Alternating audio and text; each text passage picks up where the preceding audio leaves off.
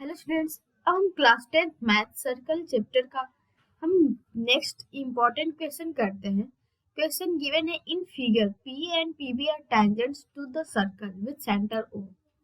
यहाँ पे एक फिगर गिवन है, एक सर्कल गिवन है जिसका सेंटर ओ है and P A and P B ये दो टेंजेंट्स हैं such that angle A P B equals to 50 degree. आप देख रहे हैं एंगल ए पी बी की वैल्यू गिवन है 50 डिग्री, तो हमें ओ ए बी की मेजरमेंट बतानी है। ओ ए बी ये वाला एंगल हमें फाइंड आउट करना है।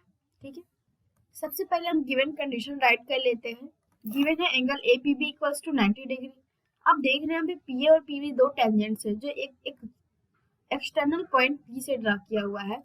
तो आपको पता है जब भी टेंजेंट्स को एक एक्सटर्नल पॉइंट से ड्रॉ करते हैं तो दोनों टेंजेंट्स की लेंथ सेम होती है।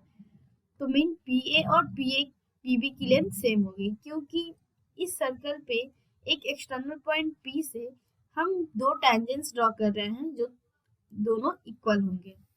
तो हम इस कंडीशन को राइट कर लेते हैं, P equals to P B. इसका रीजन ये होगा length of tangent drawn from an external point.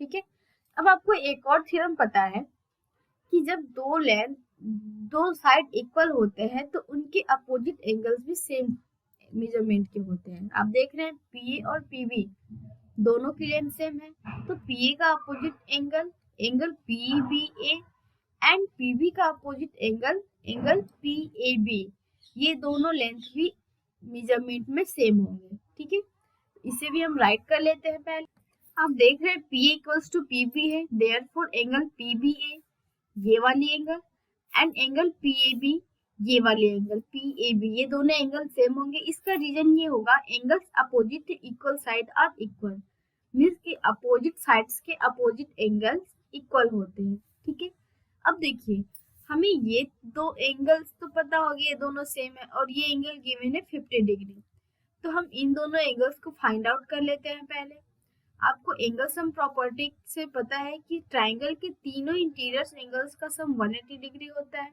तो इसकी हेल्प से हम फाइंड आउट कर लेते हैं ये दोनों सिमिलर एंगल्स को। राइट करते हैं in triangle A P B. ठीक है, ये ट्राइंगल ए पी बी है। अब इसके तीनों इंटीरियर एंगल्स का सम 180 होता है, तो उसे राइट कर लेते हैं angle P A B plus angle P B A plus angle A P B equals to 180 degree होगा।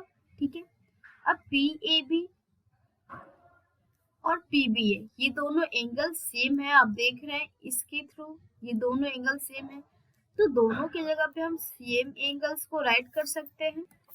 तो यहाँ पे हम angle P A B write कर लेते हैं। ठीक है, और पी ए बी दोनों सेम है, तो पी बी की जगह पे हम पी ए बी भी राइट कर सकते हैं। तो यहाँ पे हम राइट कर लेते हैं पी ए बी। अब इसके जगह पे पी बी ए भी राइट कर सकते हैं, मीन्स कि आप दोनों एंगल्स को सेम राइट कीजिए। Plus angle A P B की वैल्यू गिवन है 50 डिग्री, 50 डिग्री राइट कर लेते हैं इक्वल्स टू 180 डिग्री। ठीक है, अब इन दोनों एंगल्स को हम ऐड करते हैं तो हमें मिलता है angle P A B equals to, अब देख रहे हैं 180 से 50 डिग्री को माइनस कर लेंगे तो हमें मिलेगा 2 angle P A B equals to 130 degree. अब हम 2 से 130 में डिवाइड कर लेते हैं तो पी ए बी की वैल्यू फाइंड आउट हो जाती है 65 डिग्री।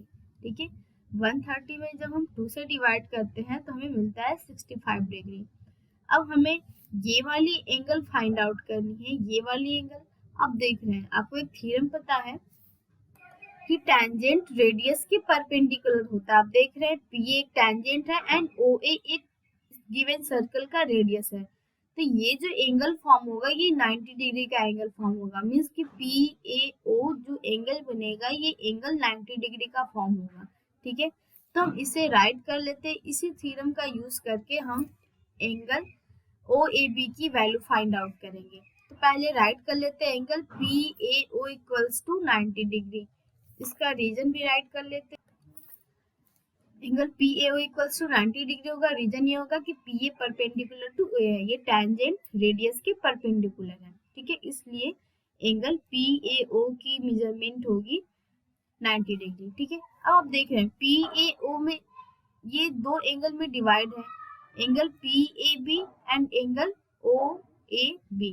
ठीक है, तो हम इसे सम के फॉर्म में लिख सकते हैं। एंगल PAO को हम इस फॉर्म में लिख सकते हैं, angle PAB plus angle OAB। ठीक है, अब देख रहे हैं इसी सेम एंगल को इस टू पार्ट में डिवाइड किया गया है। ठीक है, तो हम इन दोनों का सम करेंगे तो हमें यही एंगल मिलेगा। ठीक है, अब देखिए PAB का एंगल हमें पता है 65 डिग्री, जो अभी हमने फाइंड आउट किया था, तो यहाँ पे राइट कर लेते हैं 65 डिग्री प्लस OAB हमें फाइंड आउट करना है। आप देख रहे हैं OAB एंगल तो हमें फाइंड आउट करना है, तो इसे हम ऐसे ही राइट कर लेते हैं, angle OAB equals to 90 degree. अब हमें OAB की एंगल फाइंड आउट करनी है, तो 90 65 को राइट साइड करेंगे तो ये हो जाएगा 90 माइनस 65 डिग्री। अब 90 से 65 डिग्री माइनस कर लेते हैं तो हमें मिलता है 25 डिग्री, और यही हमारा करेक्ट आंसर होगा, angle OAB equals to 25 degree. ठीक है, आपको क्वेश्चन समझ में आया होगा। आपको इसमें कुछ करना नहीं है, बस आपको दूसरे एंगल की हेल्प से ये वाली एंगल फाइंड आउट करनी है। ठीक है, अगर आपको वीडियो अच्छा लगे तो लाइक शेयर कीजिए। मेरे चैनल पे दूसरे चैप्टर्स के भी इम्पोर्टेंट क्वेश्चन पड़े हुए हैं, आप उसे भी चेक कर सकते हैं, जो आपके एग्जाम के लिए काफ़ी हेल्पफुल होगा।